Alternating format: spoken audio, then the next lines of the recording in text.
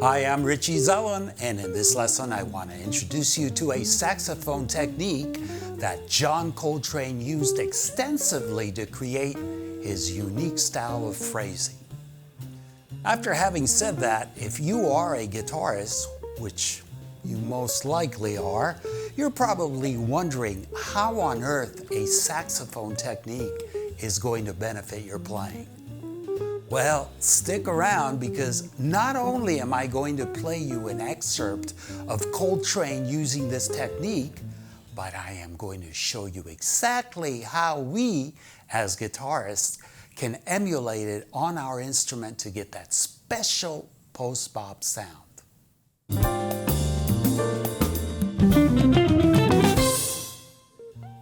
Welcome back to the Jazz Guitar channel. And if this is your first time and you want to learn everything you can about jazz guitar, please consider subscribing and be sure to click the bell icon so you won't miss anything.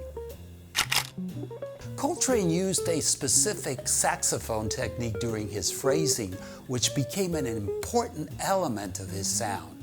It's called ghosting. I'm not a saxophone player, as you know, but I've been told it consists of slightly muting a note with the tongue.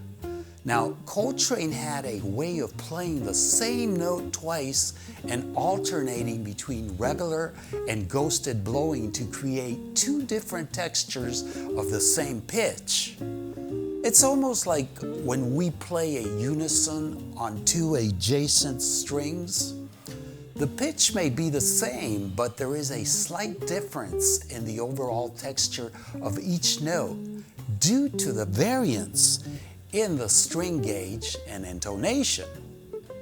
Let me play you an excerpt of a Coltrane phrase. It's just a few seconds long, and you'll be able to hear how he employs this technique.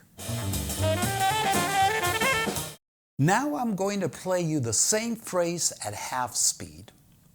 Listen carefully to the articulation and listen for the ghosting whenever Coltrane repeats a note twice.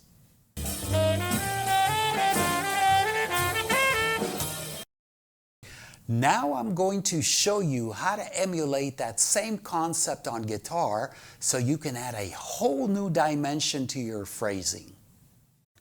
So here's what this phrase sounds like first if we just play it straight.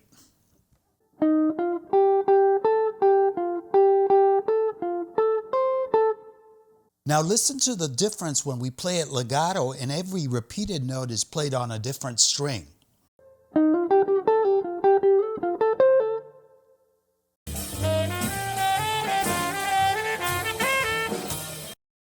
If you add a touch of overdrive or distortion, you'll start hearing how players like John Scofield get their sound.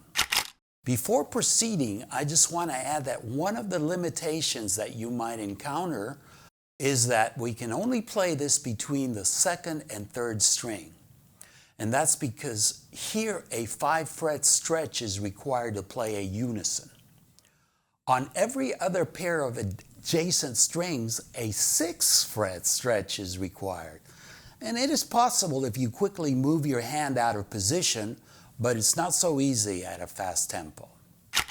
So, if you want to incorporate this concept in your phrasing, anytime you plan to repeat the same note on the second string, try instead playing the repeated note on the third string.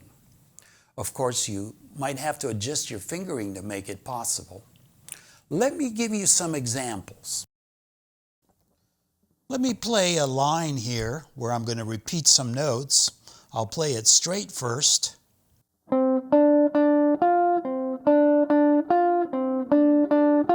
That's the line. So I'm repeating the D here twice each time. Now I'm going to do it combining the two strings, doing the repeated note once on the second and then on the third.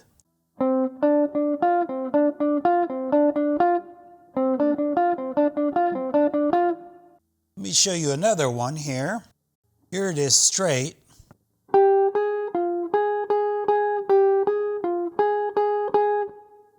Now I'm doing it alternating between two strings on that A flat, and it sounds like this.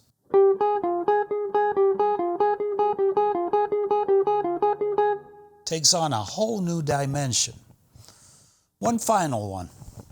Here it is straight.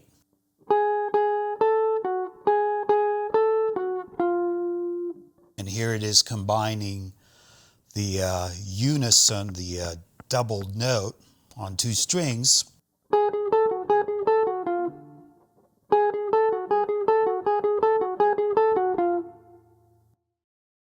Next, I'm going to improvise a few choruses over a blues progression so you can hear how I might freely use this concept in the context of a solo.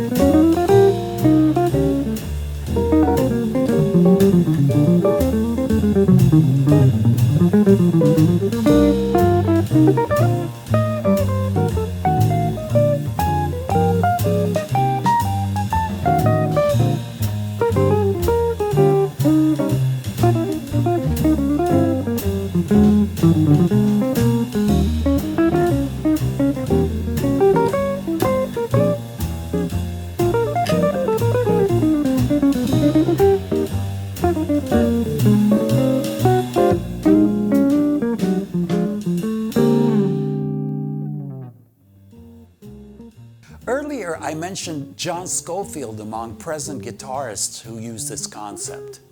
I remember hearing Joe Diorio do it, and also a great guitarist from Belgium named Philip Catherine. He actually started doing it over 30 years ago. If you think of any other guitarist that you've heard employing this concept, please let us know, because we can all use more ideas on how to apply it. So drop me a comment below. I truly would love to hear from you. And if you enjoyed this lesson and haven't subscribed yet, please do so, and I will keep delivering the jazz guitar goods. Have fun, and see you in the next video.